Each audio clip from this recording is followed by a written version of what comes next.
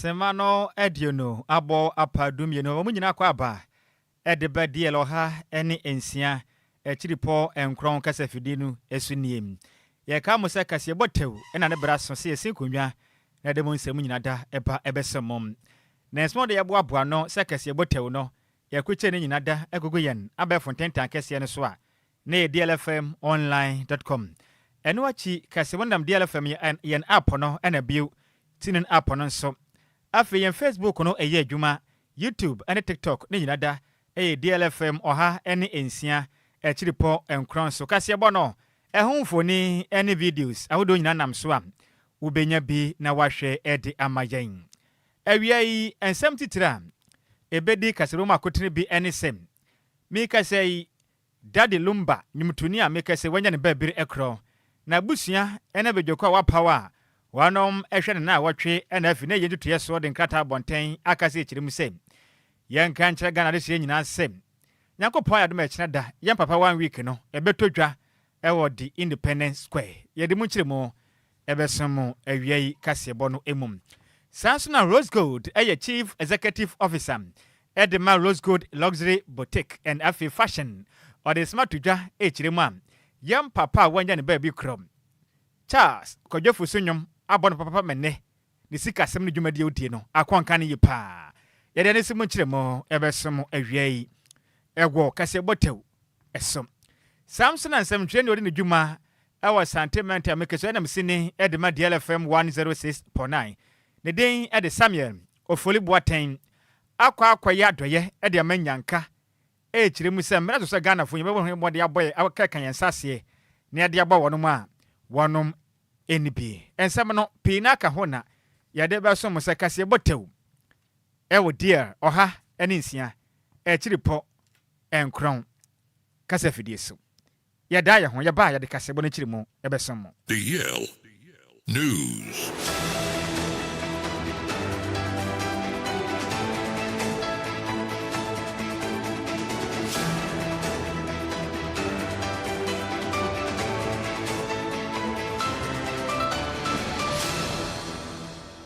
Sekutu sebam nyade ni bia sekutu sebam yen mwachiguho sekutu sebam midian kokofu sewa sekutu ba ko pe mitie DL kasebo ti sekutu sebam nyade ni bia we asante akade bam yen mwachiguho sekutu sebam midian kokofu sewa sekutu ba ko pe mitie DL kasebo ti sekutu sebam nyade ni bia we asante akade Yamamo akwaba afituru mirika nde hia yen awo Facebook ana afi YouTube no so am DL oha ene nsia echiripo enkron so na yemfa kasebo no enchirimu ankasa emfa ensemu mika sei abusia ene bedwoku a wonom ehwe yem papa wanya ne ba bi kro mechire highlife musician Charles Kodwofu Suni dia na wofo de to no nanso anam ne bode mpo wonwumto mu a ohurigina esie ne asimpie so etondwoma ubenya amrane lumba mandam no santi ubenya edin foforo ka ne din ho eno ne Daddy Lumba no na busua ana afenso management of modern hye so de nkata bonten akase ekirim sem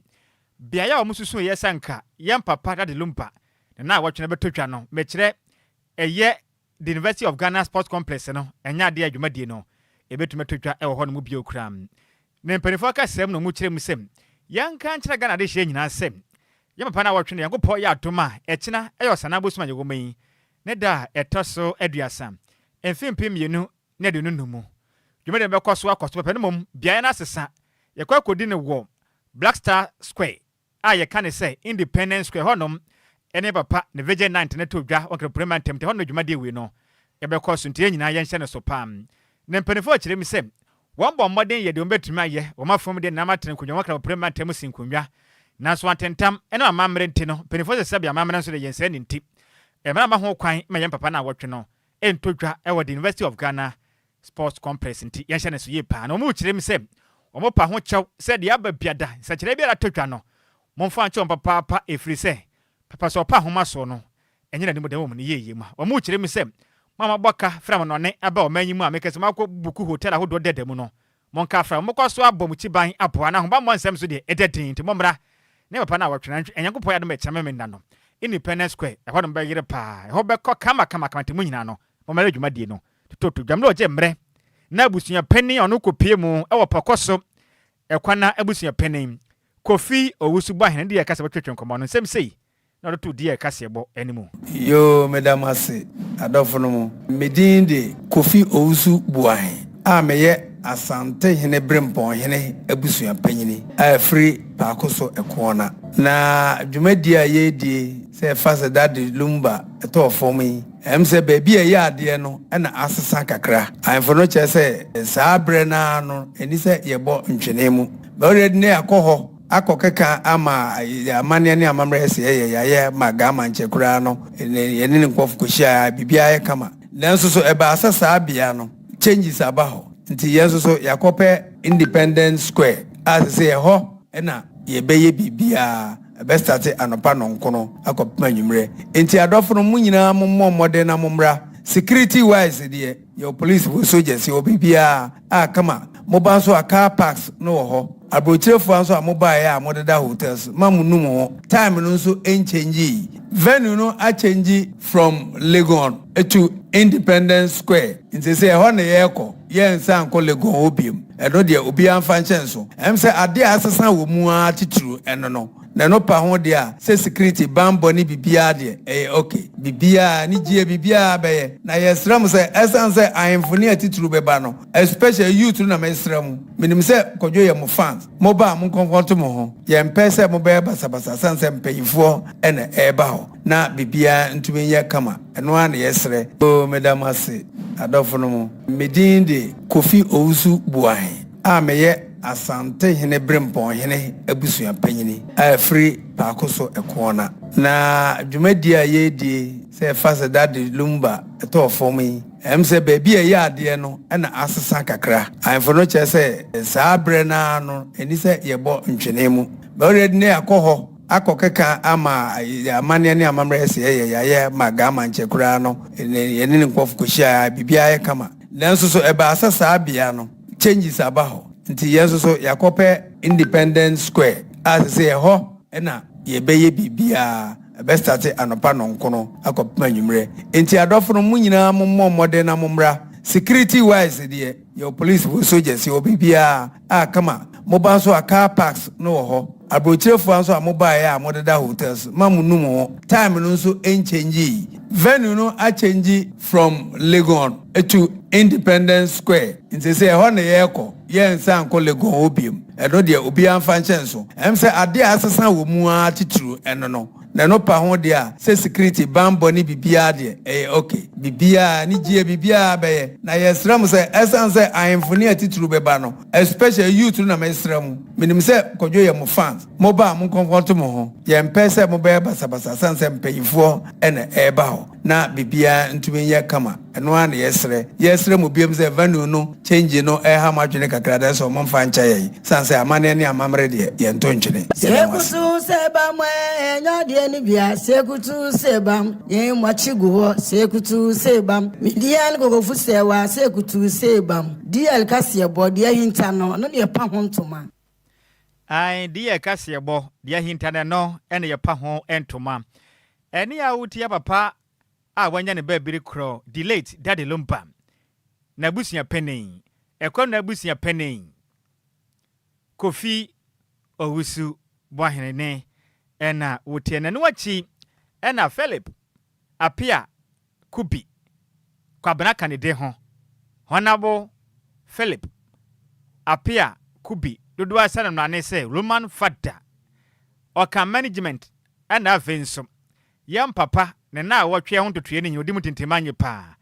ono so ejimre ene di yakasebo echechire nsem sei Ghana for me gina eye ekona ebusua ene DLFM committee anemu na dedikai ya demonse since 26 July papa DL Charles Kefosu etoy no machwe odo maye amana efe ne say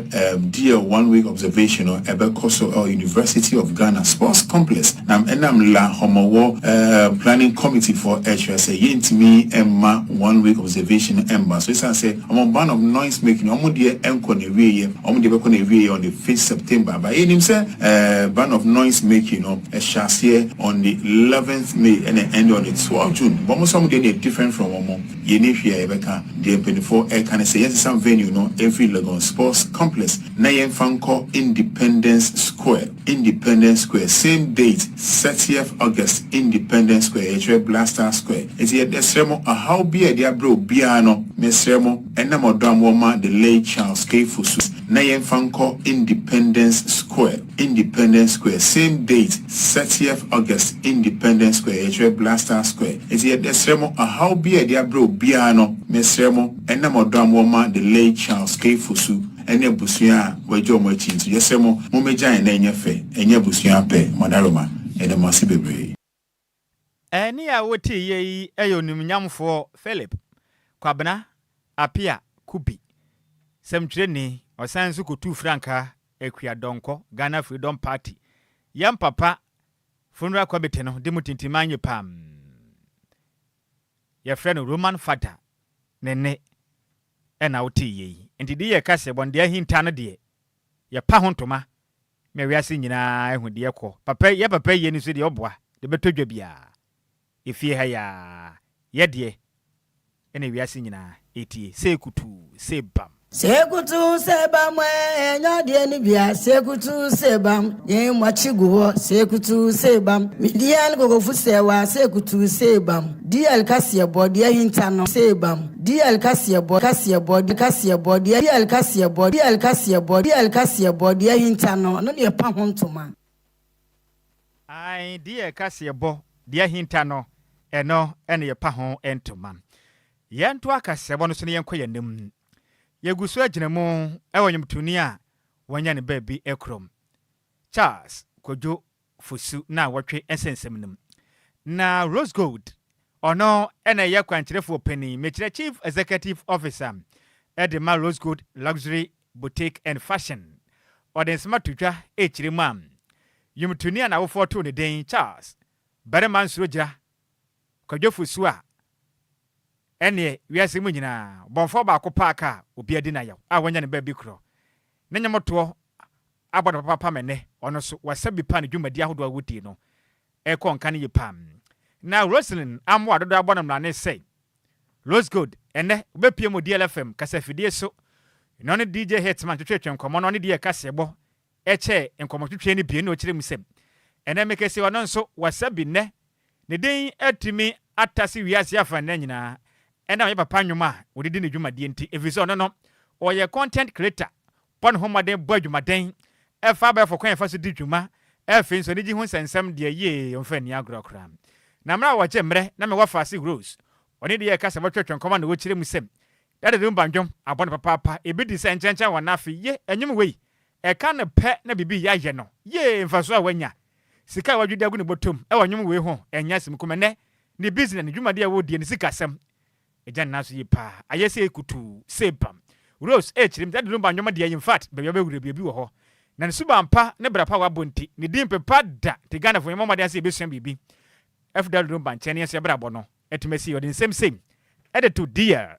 kasebo enim wo fa si Rose Gold yenko Bidiani Roslyn Amoa Wadama, CEO of Rose Gold Luxury Boutique and Fashion. And Rose Gold Luxury, ebane entertainment, ebane content creating, ebane innovation. Obiani msame brand no. It's all about innovation. Dane de nyina me de nyama foforo eba ma ejije ma tofo ene omamudi mechi no me followers nyina eni. Na do Lumba nyom eya dia aboa me yie pa. San se do Lumba nyom etwa kyerɛ nimu. Bebi a obato afa bia no obenya de ono so ebeboa no ana ebejejenani na nenyoma wo se yenya umioma maidie minim sesa na ebeba yenya umioma maidie amanfo na ebeseme eho na medane na me ye no enkurasefo na ebestame eho no na tese me followers ene je hu ye pa aha ninti sa eho na kakra no e ma menya boosting pa e boosting me page no eboa me ye pa san so na enchenche wo na fe so no e nyoma no so me di atrendi anasa me di ato ama bebre ani ekosoa eje medwuma na and me name me yom. And into content be a make create be a do na de e ready Lumba nyom and I'm decreating am nya de nyom no so to ase pe na just a content no me say nya me nti no de me ye wo bia no e be sign agudru achiri and into that Lumba nyom de ye ntimi enya itie ye be koso abo e de apagya ne din na ye koso abo so e de awura ye nyuma ne ye ma ye nyina mu sansa wo nyom de ma bibia wo ye bia that Lumba nyom de amama ye se kutu obeka be bam ne ade no ai that Lumba nyom e do so ebi ni chese asante mem ebi ni wiase mem enye omudie ni bia that Lumba nyom de wutia ebe move wankasa no untimi nyina wona so wate ase e na atena wiase kasa de ye mfa wiase nkoba bia mfa wiase nkoba bia ba cho bebre eno so no de wode koba bi ni kura woni bi na pesempo de wode etena sase so that Lumba obo ne bra yi wasase so owie ye so no wasa jare papa wasa jare legacy live on me wafa si Rose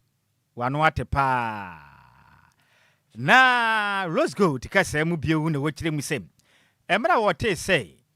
onyemotoni Charles Kwadwo Fosua eni dia na wofode to no aka nkyene gu no in fact atetena mu ye de ma no pasa be yire se benta na so ye hye efri se bemwa bemwa wo pa bane be pa no magana de ayo na nyemotofo de ayo mayi mu sa wo po bi mpo de na kwankasa be kokope papa hwe akwa bie nimpa bia nka ona de nka kase ka prekura ni ne ho kura na nka fa no kwe dade Lumba na wade ne ko ba mu bu wanya ade o kiremu a dade Lumba wo na hana papa nanso eno no hye ni nkura mbɔ no ho maden ene kokofu se wadam keka ne masie ni boaye ede nyoma ye tribute song de aba in fact e mo de sa no ma no de time papa na wotwe na yi na chi pam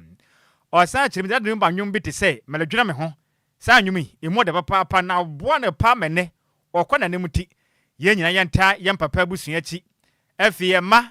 ene kunafo ne yamwa na mo na wotwe na yi bibia nkodwo no mbata akire papa na wotwe nso bibia kotin ane so akire mu se akire di ye kasebo dade Lumba nsutani abrantie omama oda asantememu na woye neema doso ema ye prema forma na de wo hono se dade Lumba otiase ma yen nyame hyeda yini ma yen nimnyom na brabo bebo yen nyina no ehye nkran na edwudwu yakoma ebo kwan to ba bia na kwan po eni ema yen binom ebefa ne se enyuma mu ayeye ya brabo ma yebo eba me Rose Gold madwuma mu dia dade Lumba nyom abon na me ti ni wo no nokure ni ha me eno nti me ni me team ye adwen se ekwan bi ye nso ye befa so ai beboa dade Lumba eye no na nkura nyina no ye befa so eno nti na ye tribute song na ye de team ni nyina so fi kumase abedwa nkramam ebetai dade Lumba ewo ene na ye nyina achi ye hye na busuafo nyina hye ye ma wo nyina hye den na ya se twedi ampon so onkura na ye ma ye dade Lumba echese nko no be wo de nkan koponte wase abi mfie na nso so no enam se de ope na wo ye nti no awade ena de ope waye ayenim se onkoi ye hono de na nso na honhom de eda so a ewo ye ho eda so a ne yeti dan de nyina ai fuchi ye se de ono aka ye bi da bi achi bi so be ko agya bi ye nyina ye be ko na ne mbre no ena nti dade Lumba nyom me dwama ye bi na dwama ho fa na no pa ne nyoma sabre mitimi aka se me to ya e trendy me dwuma e trendy me ma manfo bebre ene gye ho ai afei so nkyɛnkyɛ wɔ na fe oyefo be yemi akosidien obia mre be so ye woye wono ne obegye ama wo mre aso saa nwum yi nyinara ehye yenkran eboa yen we dada abrabwa ye bomu ene nti dade Lumba de sese obi nsene no oni seso ai dade Lumba ni seso ye don yie pa ni nim se da nkoma bia no nyame be saa de ni si anamu abisi anamu ewo asantememu ne Ghana mamu nyina Sekutu sebam enyode ni bia sekutu sebam ye mwachigo sekutu sebam midian gogofu sewa sekutu sebam DL kasebo de hinta no de pa hontoma ai die kasebo no kwasem se de hinta no ene yetena se na ye pa ho entoma ene a wuti ye the chief executive officer at the Rose Gold Luxury Boutique and Fashion Nhyiraba Rosin Amwa ena wote nini yanto akasebo no eso nansem twene ya wagye ne din ye pa wo mangane mu a kumase asante mete mu no din dwuma na oya adwuma wo ntumi TV ene radio afenso oya namusini edma DLFM 106.9 ewa asante mete mu ne din ede Mr Samuel ofoli boaten ede adesre ede ato Ghana fo nyina anim sei osra yi ada yene akakra abehye yata so ya tubia eben na ya dibihye anuma yetumi didemen agye so se kiawo ya mo ya homo dense sebe enyanka o baabi ebinim te baabi adom bedie mpo ade achen omunya bi enti obesra da se the bible na aka no enhyira wo hwei ade ade o ma no onya no dosu sene de oje enti ye nyina ye moa na enyanka fie wonom asetrem entumi konkan ofore boarding say de tudwa emra okopie mu wo onimpa hia moa orphanage home ewa sente bakwai mra na odi na woda na obon ho moden edi nuane bepre na kopie mu mamofra ni omoto nsa didi ya in fact emu ye de ye part say sepi anomanam osanso de exercise books eka ho pi 2 bags of cement and afin so emabu amon sa de omtesiesie wonom ho sanitary pad ahodon sko boya in fact konkan ye pam na mesa Samuel ofoli boaten kasem ene wo kirem sem twidi amponya ko pa kandana wasem mu se enhyira wo hwei aya na ewo hɔ de made ɔma sene de wɔgye nti gena ne a wanya bi ahya ma wata so abusuei odizika to mprada a wanya sika nya branfa mmɔ ɔma no enya wa wanya busunkuto ye nyina mo ye homɔde an yankɔbo nyanka firi sabe wɔn de bremu nya kura o kyerem te momɔde amfa yane mu nkonta nimpa bia na ho kyere no wo bibia onyanka obedie na so ni bi no yenya adɔye na ne ba wanya nhyira hodo a yɛpɛ no yɛn saka Samuel for body the same say eto dear kasiebo enim medase manuncha etiefo nyina ene ma woda na ene kwa ma woda so no na hu benya se me ba ipenya mo afaleja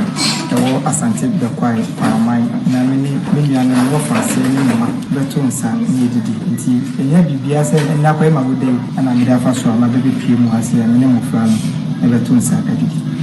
me ba no me di drinks park ni ma kwa ko level ana face no nze yemya man so ma e de a busunso me kwa fichiri ti na so me de pad ni bi e ka ho e bai ana msadi tiwu ene so e doso ana me de bai ana face mo ana anwa me ba so no madam ba ko a owo kwa homa ma enkroma also support me in cancer ono so egwa me ana me de kana face blush so kan a ma kuma 60 ana face paste ya de kan so 12 ana de kan wa de ba so for awasi me wo hwam ya me ni bi na mum e ya dom ene me empire bo 20 meka chiri nya no akaka wo musem se omu ni eja anina na mum wo hwam fo na setem no nya atade ba ko samna ba ko na de broma me ye hwe se omu ni ba kipa enya asem keto awasi na omu da start na da DLFM 106.9 na da omu isi no mo fla no enye baby no mo fo mu tim to se na be ya e beboa amoma setem so etumpon wasi enti se me ko ide na mo 2 bags of cement na omu da support e dan me das me ba me refi beside the exercise books e ka on blom enche na igoku bi so e be ya mo fa no ko classroom ade to smile me dance ana me ka on bai ti me ka chwo mo se mo ma adusua ehia mo no mo fo bu e ma mo penifo a mo da ma no mo tension mo awo abra no bra no bia ti me chwo mo fo se mo ma mo masua enye o ma de kasifa e be bo mo ma se tin se nye mo masua ka ba this time ka me ni be bia medu se se mtiri ni am kasa ama penifo ti no me ye ko focus ade de mo Any a would some train or no, a dijuma, at the DLFM, and I face won't to me TV and radio, I was Santa Mantemo. The day at the Mr. Samuel, of Olibuatin and there. And yes, when you've been able so, Nemum, so a green nipahon. Now I dream of Brawa Hunti. Or the animal dear. I can't yahodoa, ye bois, many padisuan dear. The dear Maddy says, or Munisika, the Aquacopua. Onimpen Yamwa, orphanage home, was Santa Bequai. Samuel, nyame nhyira opi wa yade papa. Wa woda na wa ye ne sa nyankopon bi hyira opa. Na menso me ya adoma. Afie se, mini DJ Omalion, yenso ye ba. Ye ba be ye de. Nye wonko a ye be ba. Wate. Na no wachi na Chief Executive Officer de mo nipa hiamoa. Orphanage Home, Mr. Adai Emmanuel. Chirima, oh, Mr. Samuel Fuli Boatin sem training. Twide yampon nyankopon ko nhyira so won hyira papa pa visade a wa ye entansi. Ya me nhyira opi. No man shira no nya kese pa na okire mu a small do Samuel for boaten akan ehu nya papa pantigana foi kakra bi da hye botomu no fabra ahu enya se wanya na buso adoya de wuye obi a oya adoya yankopon hira ho ntintwa ma na musu ansa enmanim yada onipa hia mo fa na chu mo hia wo papa enya ho nko a meme ya hodo anyanka wo no kokɔboa wona mo de ya musie ni ba bia do no mbe hia mo asabe sikasemti enkonta atobentum nyeme yi kakra mfa moe ne ya mofra na papa na mama agwaja wo no no enipa bi nom so abatampone ene yese mema bone a omone ma wo omnje na mofra setenema ya de ne nkɔboa wo no sabe Paul nso oyimpa ne ba na me fa da ofu ni panya mo fa chu Mr. For you ya je pa mo ba ni mo da mo fa mo ama books pencil kana bi bi ya da mo fa ya me sha pa ya nya so pani fo na ni na continue na mo na mu ada na si na me ko insha na on tinu kwa ne ada wa na efe ni so pa na me insha ni de no nyane ko si pa de bi ability bi ya ability no musu ana ombe kan obubu nsa so kan obe fa de part so bubu nsa afia na so de ombo nsa no odini na bibra wo mu ni me he pa ye nyane sem he pa afi bi nso e ba pije side nso a yesi omodan even say afi ko na wie die na kadan ya tinsa kula from but ani ya pa cement a de ko dan no a plaster dan ni mo e kama na timi abo mo fa so bot sama mo timi ada mo mo ato e butai tin betu nka sa afi ko na wie die na tinsa dan no kama Eli kai na mkopon sha Mr. For so no fu eli kai atu anamo abaha so ehia mo really bi so e be so elintini na obi osakra won nsem bia se nipa ehia mboa so ehia ntawe nuane cement ehia na bi a de bo mo fa no asetena mu enti me stress obi bia o hwe bia so okọ ntimi FM so o hwe nipa ehia mo ofaneja no mo take Mr. For in car in sabe kind directing o my cement two bars so ya pass support the dana yesin ni two bars kana ya ko wetima ya wan bi mama friend will be tired atum enti da me on sha no pa no ntunu nkonim na kuma so bi wade fa ntom no o ma ne kwatenti ahodimbu na ko nshiro Mr. For ni na se for na busia eni a woti ye yono ena ye chief executive officer edema onimpa hiamwa orphanage home asante bakwai Mr. Adade Emmanuel nyidi no eja Mr. Adade Emmanuel ena wote ne nkan na ne kwakra mo no ena mmofra wonom saka niam ahodo ame wofase Samuel Ofoli bode koma wonom kirem ze ye Mr. Ofoli twede yam poyan kopon hira papa pa ne omomadi dia me omadi dipeche sekutu sebam intomada wase twede yam poyan kopon ko hira se wonhira papa pa ene wachi nso Ghana fo mu hiamwa mofra ne kirem se de biada modana mosode a momfa kakra mra momfa mra wonom na Samuel Ofoli bode ande bebo ma homasua konkane ntomu hiamwa pa mbaboa wo mo na sebe onyonko da ene oda ne betimi aka share ya papa Ofoli say ya dana sepa onyankopon koso no shira no na sisi de ye hia de ni baby a yedi etibeto senka aboafo ne ahwefo be ya adom na nka oma aboa ya me yenye baby a yedi etibeto a anke ni baji pa ana afensu yenta de shem ni yedidi muso ye hia aboafo ne ahwefo ntimi se de obi biara o hwe ya na se wotie ye se ye hia mmoa nti omumwa ye omumeboa ye ne amande ye hia Adade hiya ne bebe yedi titu. Noni adia hiya. Ela yantari shemuso ni yedi yomatada ya mwede. Samusho. Atilo kuna. Mama ni kantintina mwedini. Mama ni juma. Mama ni kantintina mwedini. Sedina Lumba kwa mama ni nishi. Yeye sema yeye ntadi. Anebo. Ni a woti ye ya mofra wonom omuni aja eni na ankonta atu bentum ama o masetena sini trase a wonom ehwo onimpa hiamwa orphanage home ewa sante bekwai na mote so mode aseda na ase kese na ase akutu sebam edema yensem twire ni Samuel Ofoli boate ono tonkra edifa sante bantem de mayen nyame nhira ne papa die kase bode ahinta no ye pa hontoma Sekutu sebam nyade ni bia sekutu sebam yen mwachigo sekutu sebam midian gogofu sewa sekutu sebam DL kase body hinta no de pa hontoma sekutu sebam nyade ni bia sekutu sebam yen mwachigo sekutu sebam midian gogofu sewa sekutu ba ko pe mitie DL kase bo ti sekutu sebam nyade ni bia we asante akade